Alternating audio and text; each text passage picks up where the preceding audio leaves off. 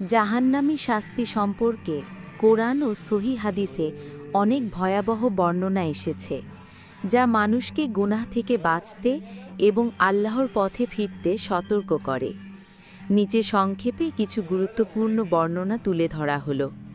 পন্থীরঞ্জন, জাহান্নামের ভয়াবহ শাস্তি কোরআন ও হাদিসের আলোকে।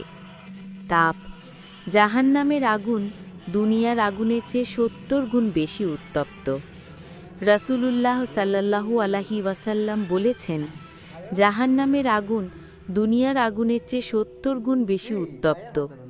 সহিহ বুখারী। জাহান্নামের খাদ্য, জাক্কুম গাছ। আল্লাহ বলেন, জাক্কুম গাছই হবে পাপীদের খাদ্য, তা পেটে ফুটন্ত পানির মতো ফুটতে থাকবে। সূরা আদ-দুখান ৪৩-৪৬। পানীয়, ফুটন্ত পানি ও পুঁজ। কোরআনে বলা হয়েছে, তাদেরকে দেওয়া হবে ফুটন্ত পানি পান করার জন্য, যা তাদের অন্ত্র ছিন্নভিন্ন করে দেবে। সূরা মুহাম্মদ ১৫। আরও আছে, তাদের পানীয় হবে পুঁজ রক্ত।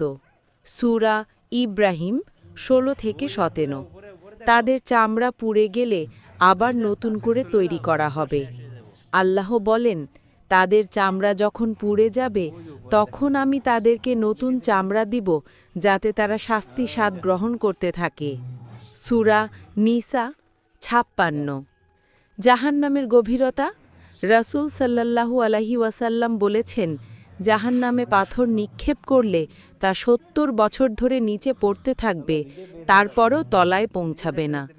সহিহ মুসলিম। শৃঙ্খল ও বেড়ি, আল্লাহ বলেন, তাদের গলায় রশি ও শৃঙ্খল পরিয়ে আগুনের মধ্যে টেনে নেওয়া হবে। সূরা গাফির ৭১-৭২। জাহান্নাম চিৎকার করবে। রাসূল সাল্লাল্লাহু আলাইহি ওয়াসাল্লাম বলেছেন, জাহান্নাম বলবে, হে প্রভু, আমার ভেতর এখনও আরও আছে, অর্থাৎ আরও মানুষ নিক্ষেপ করো। সহিহ বুখারী।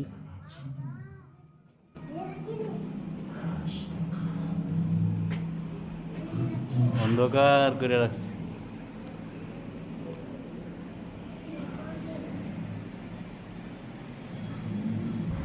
ওরে আস্তে আস্তে যাবো, এক জায়গায় দাঁড়াই দেখো আগে।